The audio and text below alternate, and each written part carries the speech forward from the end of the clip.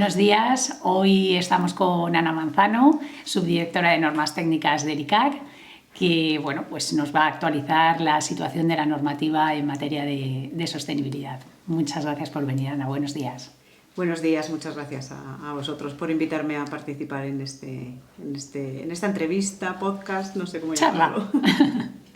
Muy bien. Bueno, si te parece, hago una brevísima introducción antes de formularte algunas de las preguntas que de manera recurrente nos hacen nuestros miembros y en general otras personas del mundo de la verificación, ¿no? La ley de sostenibilidad, el proyecto de ley de información empresarial en materia de sostenibilidad, entró en las Cortes en noviembre del 24, si no recuerdo mal. 29 de octubre del 24. Pues eso. Y todavía continúa en tramitación, se ha ido prorrogando la presentación de enmiendas. Y yo creo que un poco entre la situación legislativa española y los cambios políticos a nivel europeo, pues no tenemos mucha visibilidad de qué va a pasar con este proyecto de ley y nos gustaría un poquito preguntarte en qué situación estamos. En diciembre del 2025 el Parlamento Europeo aprobó la reforma Omnibus y ¿cómo va a afectar a la tramitación de este proyecto de ley? Pues es difícil de saber porque la verdad es que la tramitación parlamentaria ya excede las competencias del ICAC. Es verdad que estamos viviendo una situación inédita. Tenemos una directiva, por llamarla de alguna manera, una directiva originaria que ya tenía que haber estado traspuesta en julio del año 2024. Luego tenemos una modificación, la Stop the Clock, que también tendríamos que haber traspuesto antes del 31 de diciembre del año 2025, que tampoco está traspuesta, lógicamente, por los mismos problemas que presenta la directiva original. Y luego tenemos, como bien decías, pues la directiva Omnibus, que fue aprobada a finales del año pasado y que tiene un plazo de transposición de 12 meses desde su aprobación. Entonces, en principio, la Comisión Europea, a los Estados miembros que no han traspuesto la directiva originaria, la directiva CSRD, ya ha iniciado los procedimientos de sanción, de manera que este nuevo plazo de 12 meses para transponer la Omnibus no debería ser interpretado como un nuevo plazo para la transposición de la directiva. Pero eso ya depende de la voluntad política. Por nuestra parte, creemos que lo más razonable sería incluir las modificaciones que ha previsto la Omnibus a través de enmiendas en la directiva que, como tú bien mencionabas, la ley ya está en la tramitación parlamentaria. Desde ICAC hemos trabajado en preparar esas enmiendas para, cuando sea el caso que desde el Ministerio las quieran tramitar, que las tengamos listas en la medida de lo posible. Es verdad que también es cierto que la directiva Omnibus, desde el punto de vista de la verificación, no presenta grandes cambios, son cuestiones pequeñas. Por un lado, que ha eliminado ese enfoque progresivo que antes había del paso de un encargo de seguridad limitada a un encargo de seguridad razonable. La razón es que la directiva Omnibus se aprueba para tratar de reducir las cargas a las empresas, reducir los costes, y el pasar de un encargo de seguridad limitada a un encargo de seguridad razonable supone un incremento de coste. Y también hay otras modificaciones en lo que se refiere a la adopción por parte de la Comisión Europea de la norma para que regule las verificaciones en el ámbito europeo, que antes tenía un plazo establecido hasta 31 de octubre del año 2026 y ahora con toda esta nueva negociación que ha habido que hacer también por parte de la Comisión de esta directiva Omnibus, se ha retrasado hasta 1 de julio del año 2027. Al menos dentro de la indefinición de tiempos, sí que nos has dejado claro en qué estrategia tiene previsto seguir el ICAC para acelerar de alguna manera la transposición. Te quería preguntar también por la simplificación de las cargas. Es verdad que la reforma Omnibus ha reducido el número de empresas obligadas a reportar y a verificar los informes de sostenibilidad. ¿Qué número de empresas tiene estimado el ICAC que se verán obligadas? Es difícil de estimar porque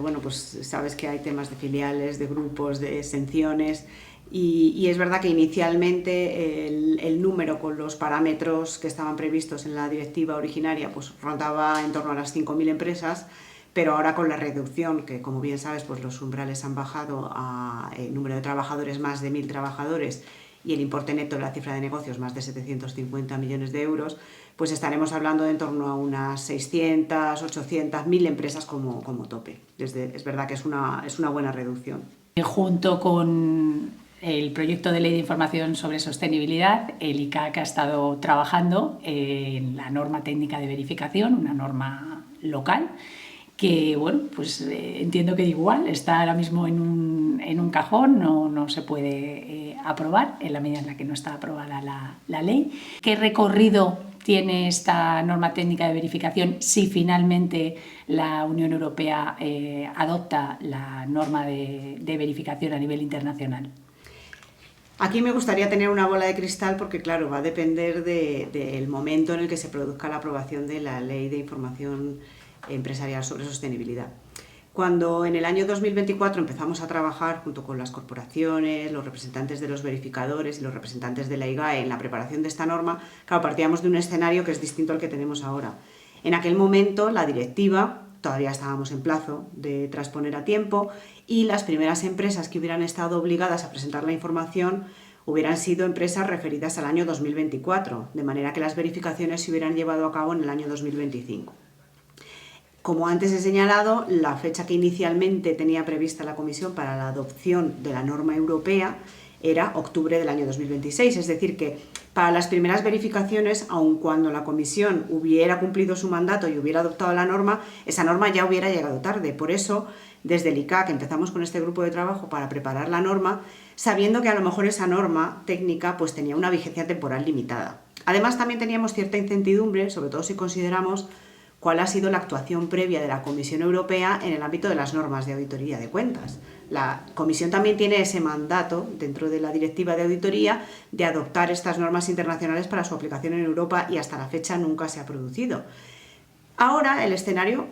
es distinto. Ahora vemos que no tenemos ningún indicio de que la Comisión no vaya a adoptar esa norma, sino que al contrario sí que está haciendo movimientos con el CAOB de buscar ese asesoramiento para ver cuáles son las cuestiones que a lo mejor de la norma internacional habría que adaptar a las particularidades europeas. Entonces, bueno, pues tenemos un poco esa expectativa de que la norma llegue a aprobarse a nivel europeo. Claro, puede darse varios escenarios, como antes decía. Vamos a asumir, por ejemplo, que la Comisión cumple con su plazo y el 1 de julio del año 2027 aprueba la norma para su aplicación en Europa. Claro, ¿aquí qué ocurre? Si la Ley de Información Empresarial sobre Sostenibilidad se ha aprobado antes, nuestra norma técnica de verificación podría ver la luz y aplicarse, aunque fuera con una vigencia temporal limitada, pero al menos para cubrir ese lapso hasta que llegue la adopción de la norma europea. Pero claro, puede producirse el indeseable caso de que no se produzca la aprobación de la Ley de Información Empresarial sobre Sostenibilidad antes de esa fecha de 1 de julio del año 2027, en cuyo caso pues nuestra norma técnica de verificación nos habría servido para aprender mucho. Yo siempre digo que no hay trabajo hecho en balde, pero realmente pues no vería la luz. Aunque es verdad que tampoco tiene muchas diferencias respecto a la norma europea, con lo cual, y considerando que esta norma ha estado publicada desde finales de diciembre del año 2024, por lo menos los profesionales han podido ir conociendo la normativa que les será de aplicación. Hay otra cuestión también, y es que junto con esta norma técnica de verificación se aprobó la norma técnica de relación entre verificadores, que regula, por un lado, los casos de sucesión de verificador y, por otro lado, la coverificación, cuando se nombra simultáneamente a más de un verificador. Claro, la norma europea que se puede adoptar no va a cubrir los aspectos que están regulados en esa norma, con lo cual esta norma técnica sí que podrá tener una vigencia en cualquier caso porque viene a suplir o a regular aspectos que no están regulados en la normativa europea, con lo cual el Estado miembro sigue teniendo la capacidad de adoptar normas que regulen esos aspectos no recogidos en la norma internacional. Con lo cual, pues bueno, habrá que ver un poco, habrá que esperar a ver en qué momento se van produciendo todos estos hechos desencadenantes y a ver al final cuál es la norma que resulta aplicable. Bueno, ya hemos visto la situación en la que se encuentra el proyecto de ley de información empresarial sobre sostenibilidad, la norma técnica de verificación, y hay otro tema que preocupa a los profesionales, que es las condiciones de acceso al registro. Entiendo que se creará un registro de verificadores. Ha empezado el ICAC a trabajar este tema. ¿En qué situación estamos? Pues sí, efectivamente, como tú bien dices, claro, va a haber un registro que lo que va a consistir es en desdoblar el que hay actualmente. Va a haber dos secciones, una para auditores de cuentas y sociedades de auditoría de cuentas, que es el que actualmente está aplicable, y luego se va a crear una sección paralela con el mismo contenido, las mismas secciones, las mismas situaciones para los auditores, pero para los verificadores de la información sobre sostenibilidad, lo cual va a llevar también a que se cambie la denominación del registro, que va a pasar a ser el Registro Oficial de Auditores de Cuentas y de Verificadores de la Información sobre Sostenibilidad, el ROAC bis. Estamos trabajando en generar pues, los modelos necesarios para que cuando ya la Ley de Información Empresarial sobre Sostenibilidad esté aprobada, pues los profesionales puedan solicitar la inscripción en ese registro. Como bien sabes, en la Directiva de Auditoría, cuando ha sido modificada por la CSRD para incluir la actividad de verificación de la información sobre sostenibilidad, lo que se ha buscado es establecer un régimen lo más paralelo a la regulación que ya existía para la actividad de auditoría de cuentas, de manera que las condiciones de acceso con carácter general van a ser las mismas que se exigían antes para los auditores, que como bien sabéis, pues bueno, son contar con un título universitario, tener acreditada una formación teórica, que claro, en el caso de la verificación de la información sobre sostenibilidad, pues serán sobre las materias de sostenibilidad, la diligencia debida, el análisis de sostenibilidad, toda la normativa que regula la preparación de la información sobre sostenibilidad y también la normativa que regula la verificación de la información sobre sostenibilidad. Luego también se tendrá que acreditar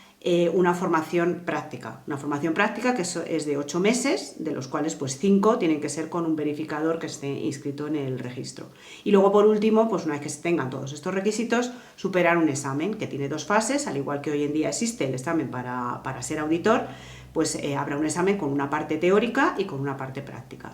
Siendo este el régimen general, existen algunas excepciones. Por ejemplo, si una persona no dispone de un título universitario, no tiene vedado el acceso al registro como verificador, sino que tiene que suplir esa falta del título universitario con una formación práctica incrementada, que en vez de los 8 meses que acabo de mencionar, pues sería una formación práctica de una duración de 2 años. Y también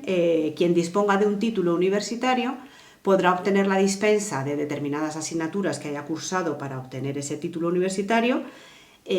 respecto a la formación teórica que tiene que acreditar para poderse presentar al examen y respecto a la primera fase del examen, que como antes comentaba, pues es un examen de tipo teórico.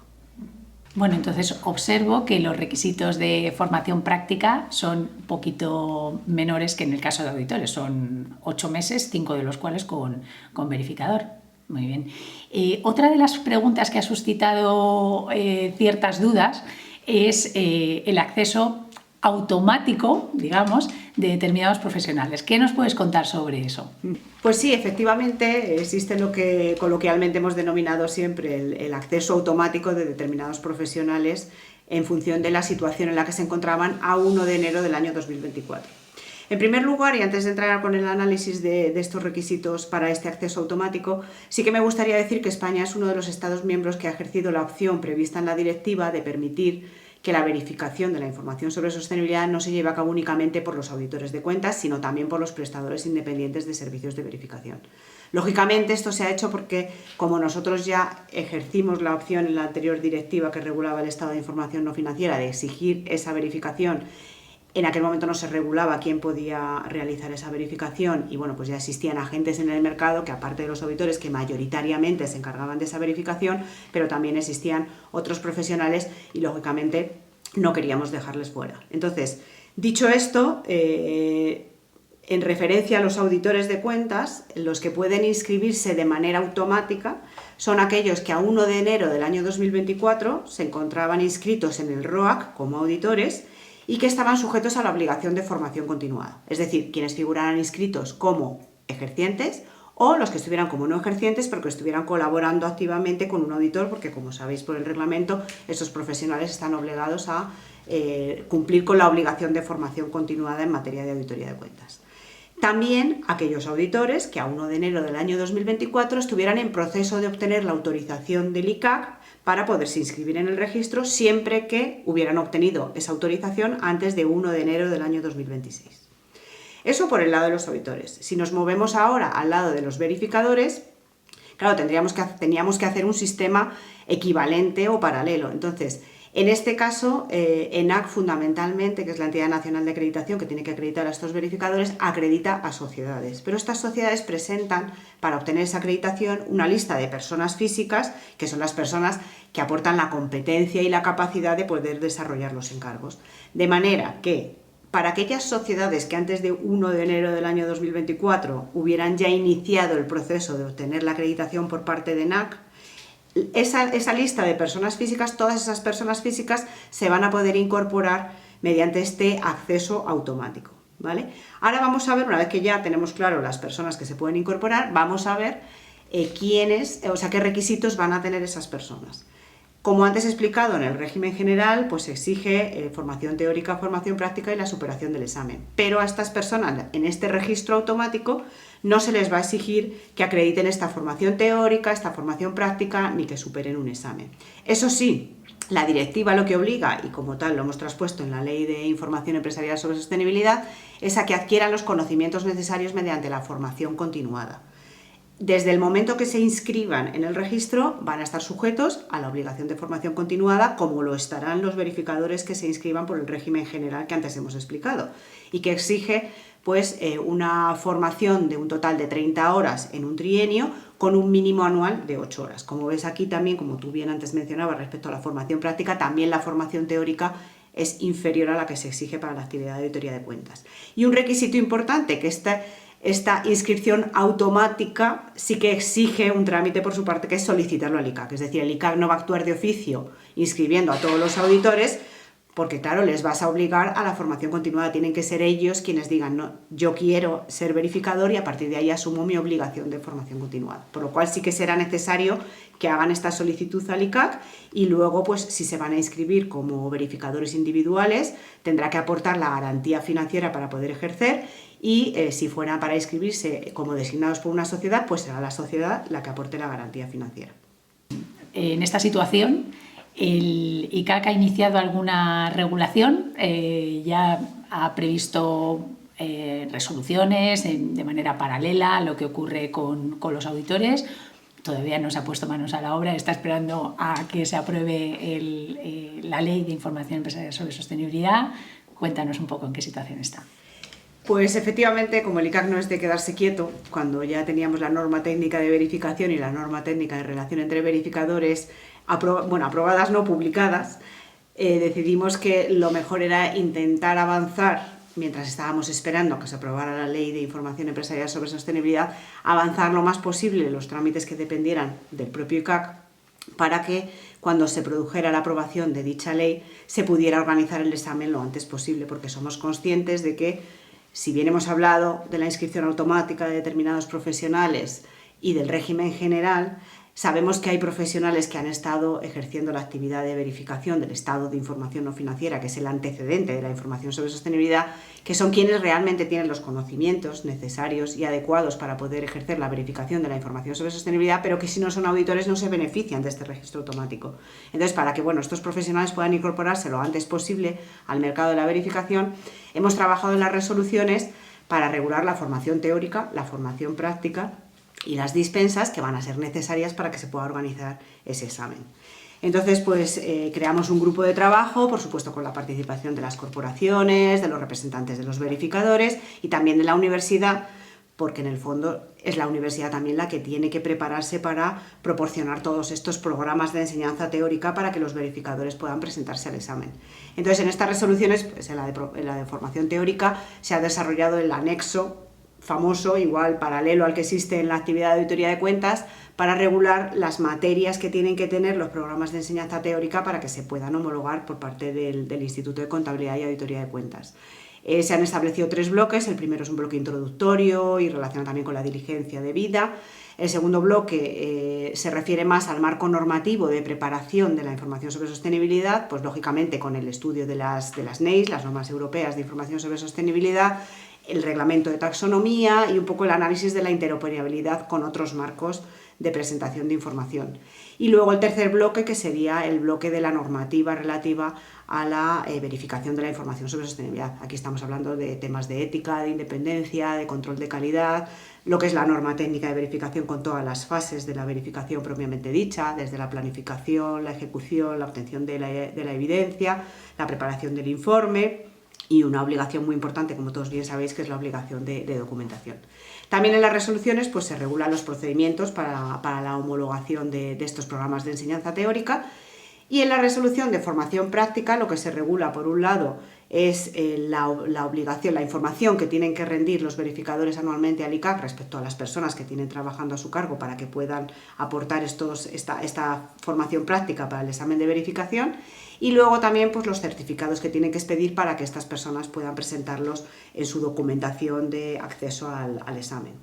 Y en la resolución de dispensas, pues es un régimen muy similar al que hay para las dispensas en la materia de auditoría de cuentas, y se regulan pues tanto las dispensas genéricas como las específicas, que como sabéis pues las genéricas las solicita la universidad que expide el título que pretende convalidar, y las específicas pues son para aquellos casos en que deben pedírselo por los alumnos porque la universidad no las ha solicitado. Y luego también pues las dispensas que pueden ser totales o parciales. Totales si cubren todos los aspectos, todas las materias que vienen en el anexo de la resolución, y solo podrían conseguirse a través de un título de máster, y luego parciales que pueden ser a través de título de grado o de título de máster cuando no incluye todas las materias que están en el anexo. En general, cada vez que hay una nueva norma, se establece pues, periodos transitorios para recoger situaciones que son excepcionales, que se quedan un poquito a caballo, y bueno, en este sentido no sé si las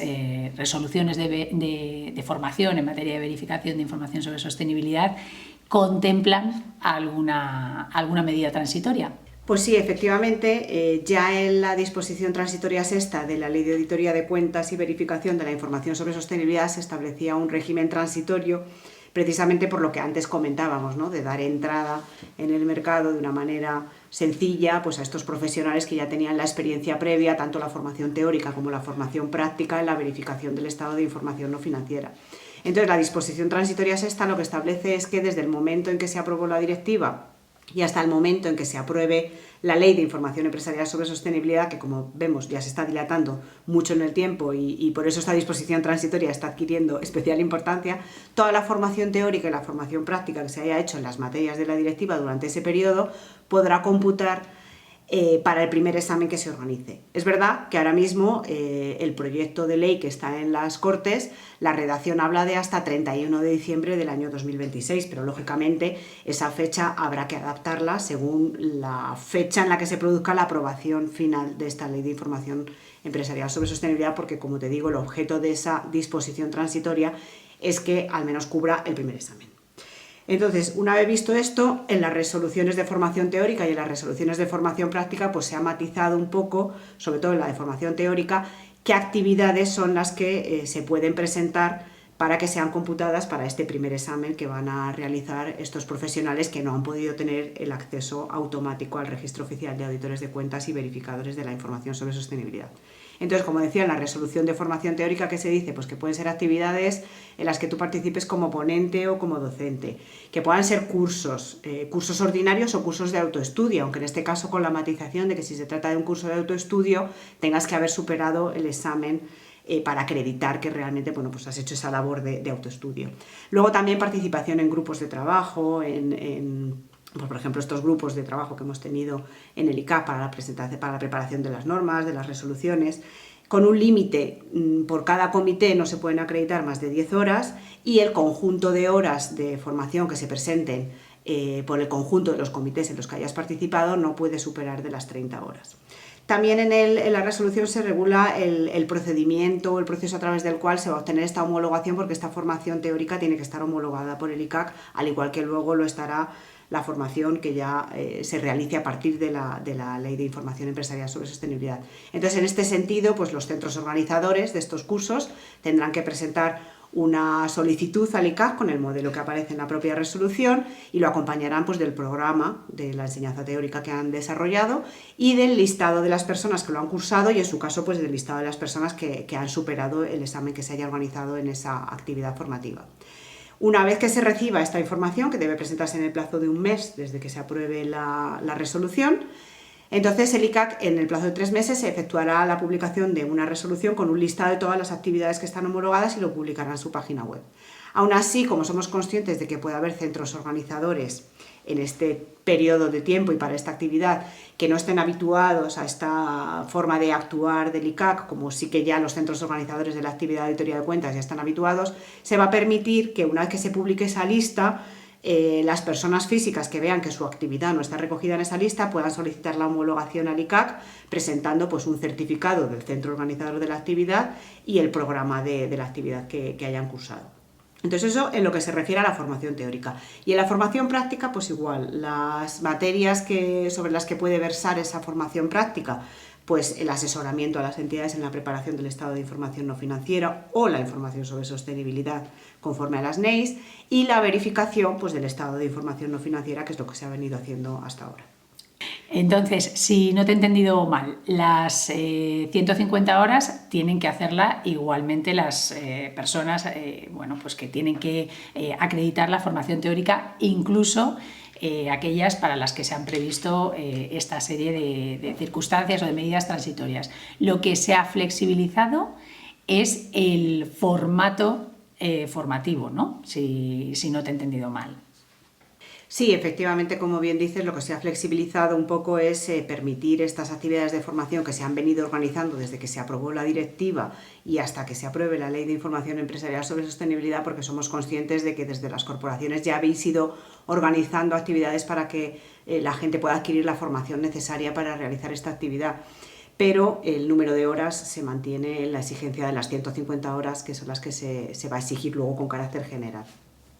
Haciendo entonces una secuencia temporal, estaríamos hablando de aprobación de la Ley de Información Empresarial sobre Sostenibilidad,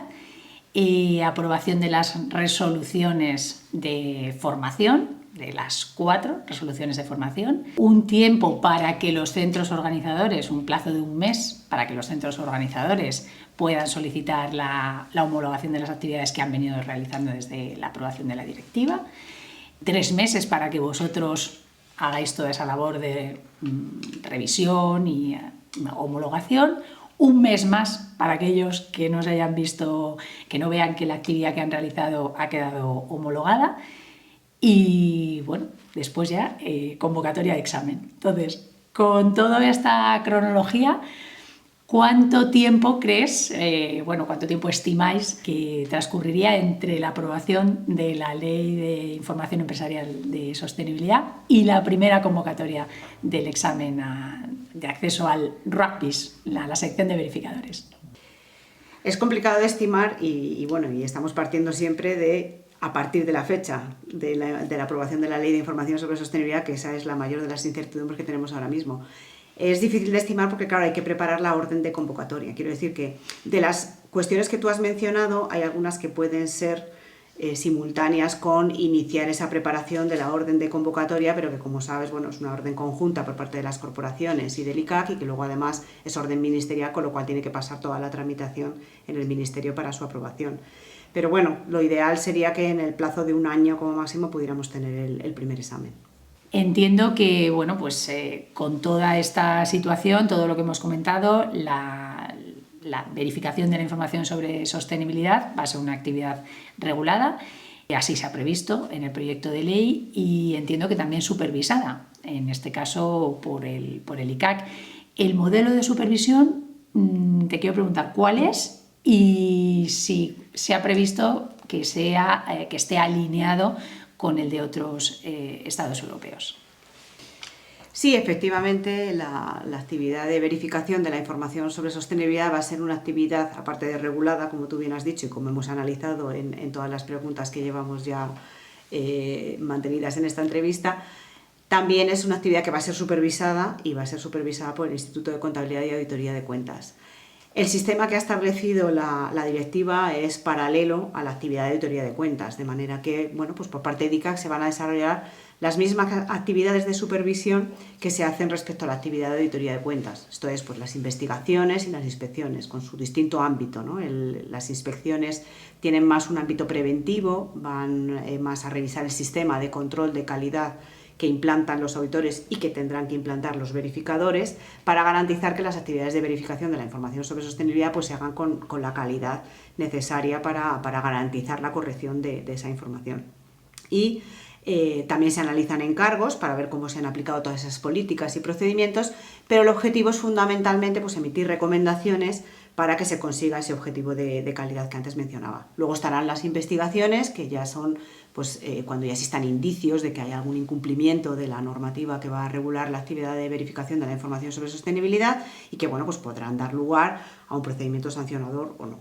También el régimen disciplinario, lógicamente, pues, se ha regulado de manera paralela con un catálogo de infracciones y un catálogo de sanciones idéntico que al que existe en el caso de la actividad de auditoría de cuentas, con alguna excepción, claro, por ejemplo, cuando hay una obligación que no se ha trasladado de la actividad de auditoría a la actividad de verificación, lógicamente la infracción no la hemos tipificado porque al no exigirse la obligación no cabe regular una infracción, como por ejemplo pues puede ser el caso de la obligación de rotación o la obligación de emitir el informe adicional para la Comisión de Auditoría de Cuentas, cuestiones que al no haberse traspasado en el ámbito europeo ni en el ámbito nacional a los verificadores, pues lógicamente sus infracciones no existen.